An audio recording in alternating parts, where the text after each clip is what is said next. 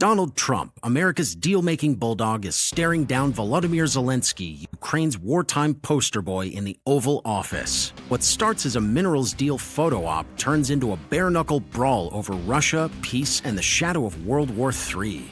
Trump's got the upper hand. He's loud, he's brash, and he's right. Zelensky's playing a dangerous game, and the stakes are global annihilation. Buckle up. This is diplomacy with the gloves off, and I'm betting on Trump's straight talk over Zelensky's stubborn bluff. The setup's simple. Zelensky jets into D.C., ditching his combat fatigues for his sharp black top, chasing a deal to trade Ukraine's rare earths for U.S. support. Trump, barely a month into his second term, has his own agenda, a ceasefire with Russia that smells like a Putin win. He's been chummy with Moscow, sidelining Kiev in talks, and Zelensky's not thrilled. The vibe's already sour. Trump's called him a dictator and griped about Ukraine's $350 billion U.S. aid tab. But when Vice President J.D. Vance joins the trio in front of rolling cameras, it's like tossing gasoline on a campfire. Round one, Vance throws the first punch.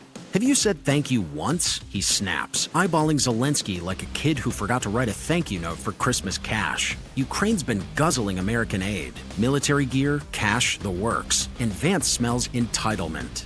Zelensky fires back, cool but sharp. "I've thanked you plenty. Have you been to Ukraine, seen what we're fighting?" It's a jab at Vance's armchair skepticism, but it doesn't land. Trump jumps in, voice rising. "Don't tell us what we're gonna feel. You don't have the cards, Volodymyr." Here's where Trump's case kicks into gear. Zelensky digs in, arguing Putin's a deal-breaking thug.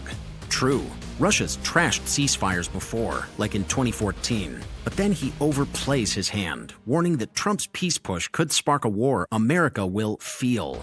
That's when Trump unleashes the haymaker. "You're gambling with millions of lives. You're gambling with World War III. He's not wrong. Zelensky's clinging to a pipe dream of total victory over Russia, a nuclear-armed Goliath, while Ukraine's bleeding soldiers and begging for scraps. Trump's yelling what everyone's thinking. Kiev's out of chips, and pushing all in could drag NATO, the US, and the world into a mushroom cloud showdown. Zelensky's got grit. 3 years against Russia's meat grinder proves it, but Trump's read the table better. Ukraine's not winning. Russia's got drones, bodies, and a dictator who doesn't blink at mass graves. Kiev's conscripts are dying faster than they can be trained, and the US isn't about to send its own kids into that mess. Trump's ceasefire pitch isn't surrender, it's survival. He's betting Putin wants out too, tired of bleeding cash and prestige. He wants to make a deal, Trump insists, leaning on his gut from years of staring down tough guys. Zelensky's counter? No compromises with a killer. Noble, sure, but it's a luxury Ukraine can't afford. The clash peaks when Zelensky hints at future blowback for America. "You've got a nice ocean now, but you'll feel it," he says, arms crossed. Trump's fuse blows. "You don't know that. You're in no position to dictate how we feel." He's right again. Zelensky's tossing threats he can't cash, banking on US guilt to keep the aid flowing. Trump's not buying it. "We gave you $350 billion through that stupid Biden guy. Without our gear, you'd be done in 2 weeks." Harsh? Yeah. True? Damn straight. Ukraine's brave, but it's America's muscle keeping them in the fight. Vance piles on, accusing Zelensky of propaganda tours and campaigning for Democrats in Pennsylvania last fall. "Say thank you," he growls. Zelensky snaps back. "I've said it a lot, but Trump's done playing nice. You're not acting thankful. This is great television," he quips, smirking as the cameras eat it up. Zelensky tries to rally, claiming he's fighting for his people, not a photo op. Too late. The meeting's a train wreck. Trump cuts it short, boots Zelensky out, and kills the minerals deal. On Truth Social, he doubles down. He's not ready for peace. He can come back when he is.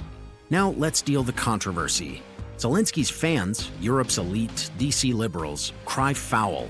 "Trump's abandoning democracy," they wail. Macron, von der Leyen, and Starmer rush to Zelensky's side, pledging more guns and euros.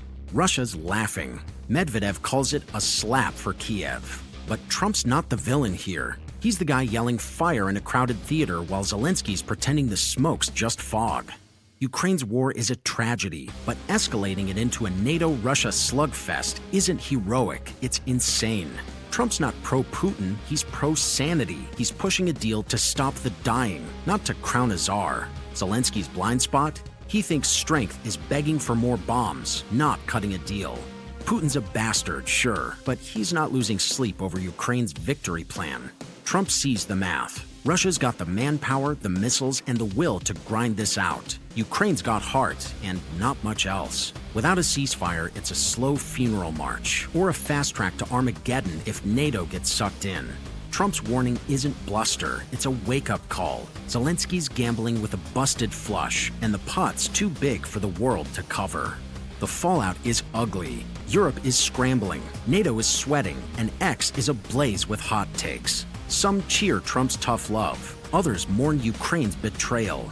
Reality check: America cannot be Kiev's sugar daddy forever. Trump is forcing a hard truth. Peace now beats a radioactive tomorrow.